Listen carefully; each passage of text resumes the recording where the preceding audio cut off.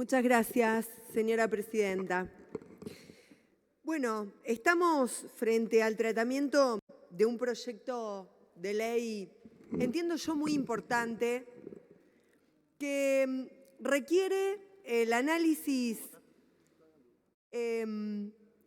respecto de ciertos temas que para nosotros tendrían que en realidad ser discutidos o ser debatidos en el ámbito de lo que significa una emergencia. Mucho se ha dicho en su momento en cuanto a los supuestos superpoderes que esta ley significaría, señor presidente, para el presidente de la Nación. Nosotros entendemos que por el contrario, el presidente de la Nación, a través de esta ley, lo que está haciendo es justamente autolimitarse en sus facultades. ¿Y por qué yo planteo esto? Porque fue incluso parte de lo que nos dijeron algunos de los expositores en el ámbito del plenario de comisiones de asuntos constitucionales y de salud. ¿Por qué esto?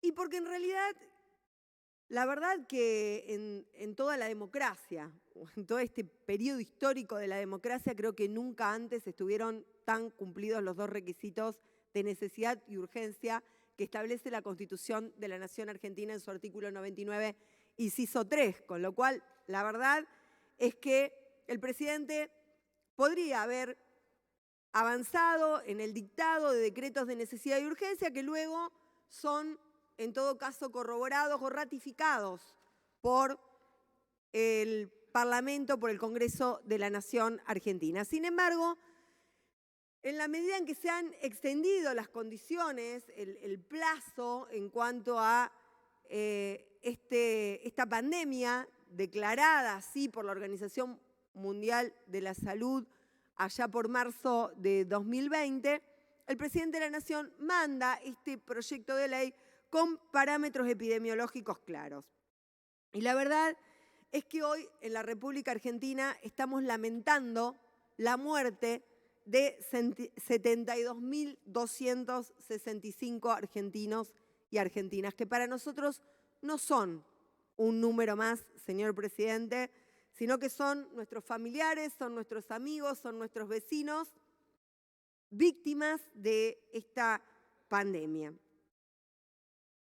Decía uno de los expositores, concretamente el doctor Rondina, en el ámbito del plenario de comisiones, que tanto en el caso de los decretos de necesidad y urgencia, como en el caso de la delegación de facultades, en la universidad, cuando se estudia en el derecho, en el ámbito del derecho, se tienen en cuenta dos particularidades. Una, la de las catástrofes naturales, para tener en cuenta la legislación de emergencia o estas dos hipótesis típicas, y la otra es la de justamente la epidemia. En este caso, la pandemia así declarada, como decía anteriormente, hace un año por la Organización Mundial de la Salud. Pero en la medida que esta crisis sanitaria perdura, por supuesto que amerita el dictado de una legislación al modo de cómo se ha producido en otras partes del mundo en el ámbito del derecho comparado.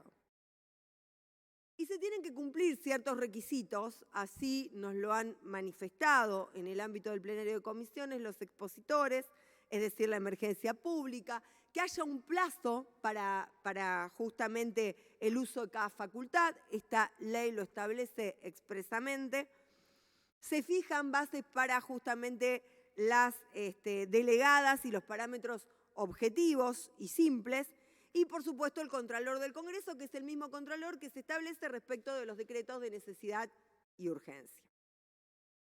Es decir, que se cumple con el requisito del encuadre previo, de en qué marco se ejercitan estas facultades, y la revisión ulterior que siempre queda en la órbita del Congreso de la Nación Argentina. Yo creo que más democrático y más republicano que esto, en el marco de una pandemia, como no teníamos memoria generacionalmente, no puede haber. Incluso el doctor Gil Domínguez, analizando el principio de proporcionalidad, manifestaba que normas similares en Alemania o en Italia requieren o han requerido en su momento, al momento del dictado, un menor número de contagio para restringir de alguna manera los derechos de los cuales estamos hablando, que son los establecidos en el artículo 14 de la Constitución Nacional. Por lo tanto, él concluía que esta ley, con algunas, obviamente plantearon algunas modificaciones que era necesario quizás generar, muchas de ellas las hemos recogido, luego voy a avanzar en el ámbito de esto, pero él decía que cumplía con el modelo federal argentino, o por lo menos con los parámetros que establece el modelo federal argentino en el ámbito de la Constitución Nacional. Y aquí, presidente, le voy a pedir que me permita leer, porque la verdad es que los parámetros epidemiológicos y sanitarios que mencionó en su momento la ministra de Salud de la Nación, la doctora Carla Bisotti, son parámetros epidemiológicos muy claros. Es decir, ella habló de, y aquí voy a la taquigráfica de las comisiones, habló de que existen parámetros claros en el ámbito de la construcción de los indicadores que se incorporan a este proyecto de ley que llega enviado por el Poder Ejecutivo Nacional. Dijo que se construyen indicadores que definen alto, bajo y mediano riesgo epidemiológico, y además el otro indicador específico que se incorpora en el ámbito de la ley, que es el de la alerta sanitaria. Entonces allí decía que en relación a estos parámetros de alto, bajo y mediano riesgo tenemos indicadores en los casos de los últimos 14 días, comparados con los 15 días anteriores, y en función de esa razón ver el aumento que se produce en cuanto a la contagiosidad. ¿Qué es lo que se pretende preservar? ¿Qué pretende preservar el presidente de la Nación Argentina? Pretende preservar justamente la estabilidad del sistema sanitario, que no colapse el sistema sanitario, y que la verdad parece un concepto por lo menos ajeno, que colapse el sistema sanitario, pero yo lo quiero traer, le quiero poner rostro humano. ¿A qué pasa cuando colapsa el sistema sanitario? Cuando colapsa el sistema sanitario, corremos el riesgo de que nosotros, que un amigo, que un familiar, que un vecino, que un conocido de nuestra comunidad esté horas arriba de una ambulancia hasta tanto sea aceptado, y en muchos casos que muera sin haber podido tener acceso a una cama crítica, sin haber podido tener asistencia sanitaria, o que en definitiva los trabajadores y trabajadoras de la salud, estresados, cansados, agotados, sean los que tengan que decidir a quién le ponen un respirador y a quién le sacan un respirador. Y esto tiene que ver con un derecho fundamental, que es el derecho a la vida y el derecho a la salud.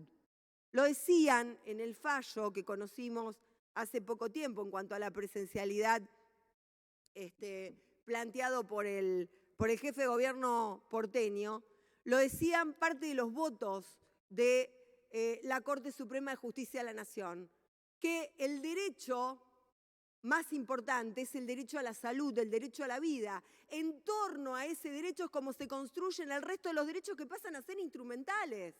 Porque la verdad es que si no tenemos vida, no tenemos derecho a la educación, no tenemos derecho a ejercer actividad o industria lícita, no tenemos derecho al empleo, no tenemos derecho a los otros derechos a los que accedemos porque tenemos vida y porque tenemos salud. Y acá me permite un paréntesis. En un momento donde se discute el acceso de la población argentina nada más ni nada menos que a los alimentos.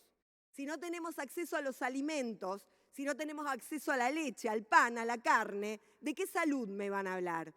¿De qué salud vamos a hablar si el pueblo argentino no puede acceder a la carne, a la leche, al pan, si no puede comer, si no puede tener acceso a la comida, a los alimentos? Todo tiene que ver con todo, y eso también lo quería exponer, señor presidente, porque me parece que también es importante hoy traerlo en el ámbito de discusión de este Senado de la Nación. Y la verdad que también escuchamos al doctor Dubín, que fue uno de los expositores propuestos por nuestro bloque, Y el doctor Dubin nos decía, en el ámbito de este plenario de comisiones, el nivel de colapso que está sufriendo el sistema de salud en la República Argentina. La relación entre el nivel de contagiosidad que existe, fundamentalmente en los lugares más poblados, por eso hay un índice que se incorpora en el marco, y así lo explicó la doctora Bisotti, en el marco del análisis a la hora de tomar definiciones o determinaciones para justamente evitar ese colapso.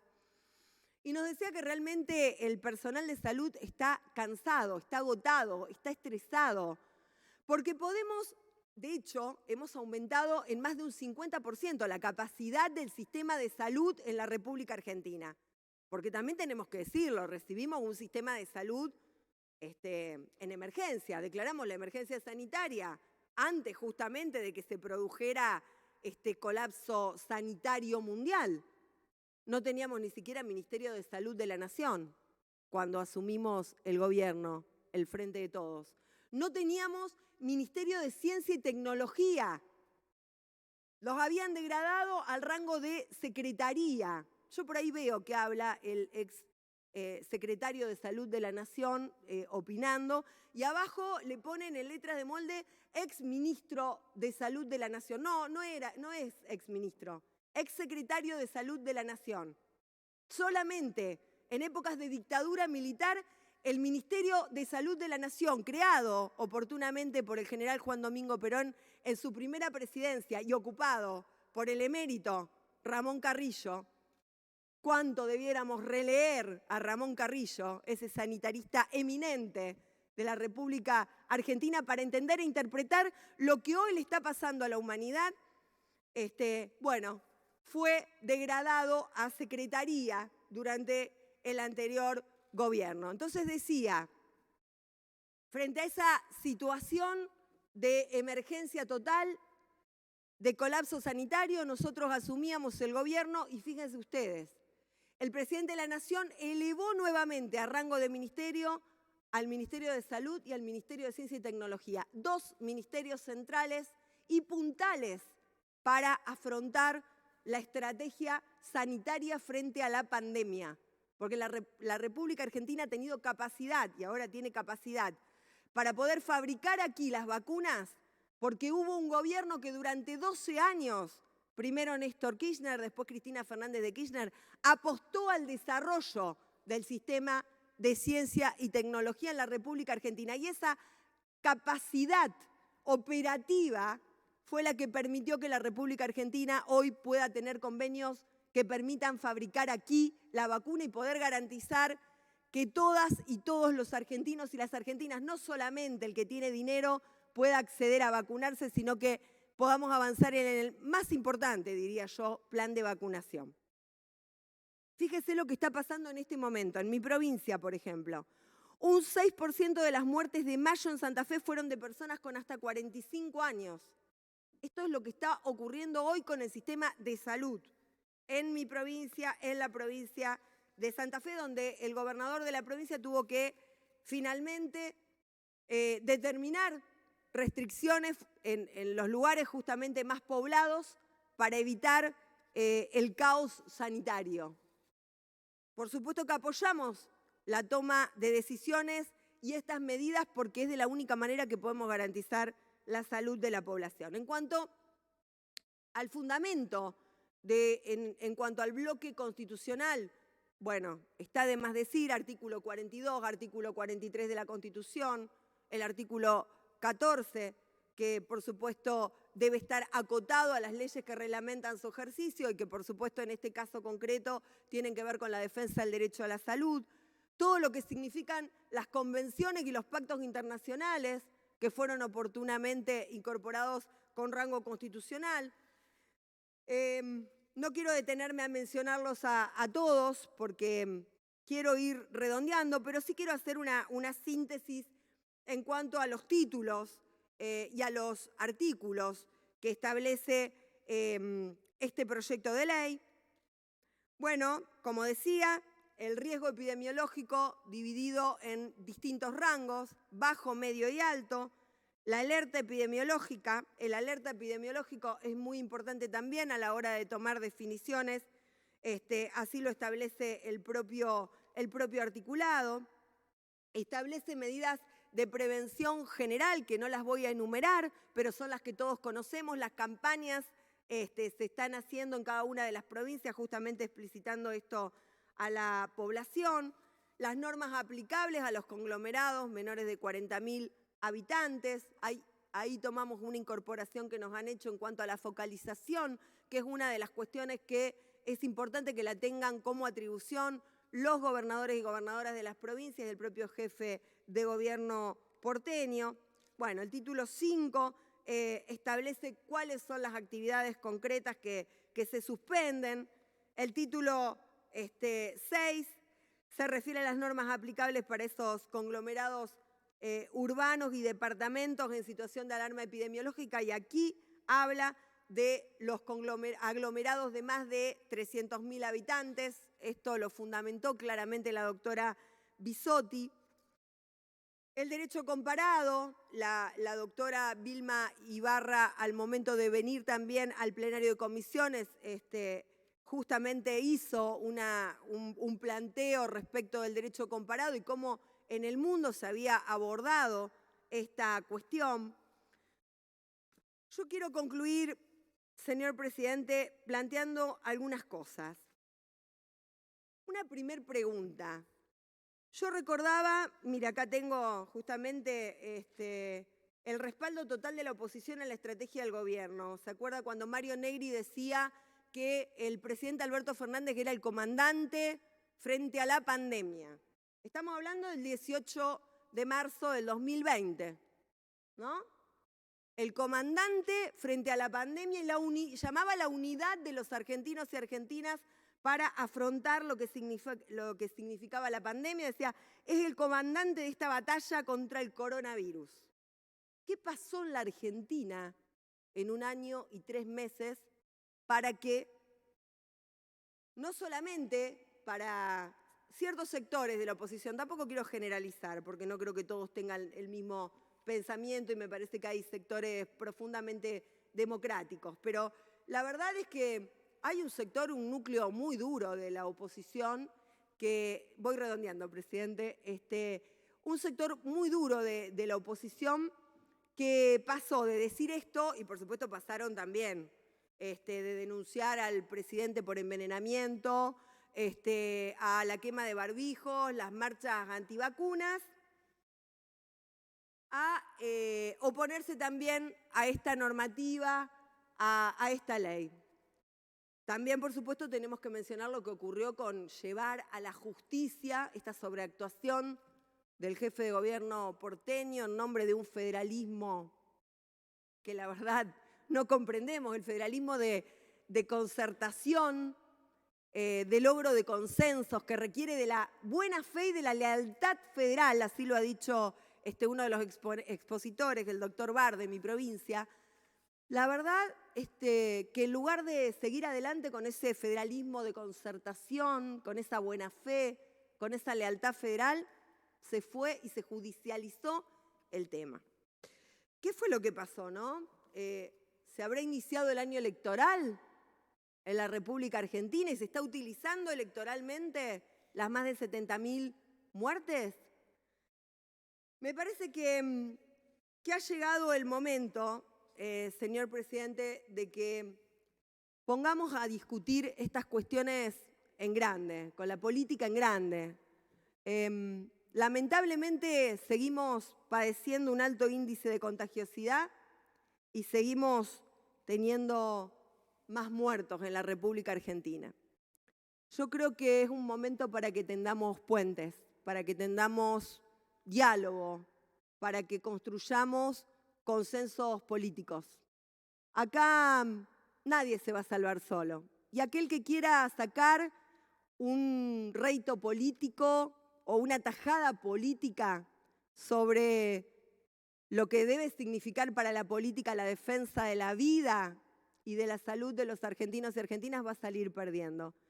Yo realmente celebro que el presidente de la Nación Argentina gobierne no mirando las encuestas, sino que gobierne tomando las decisiones que tiene que tomar. Muchas de ellas son muy poco simpáticas para la población.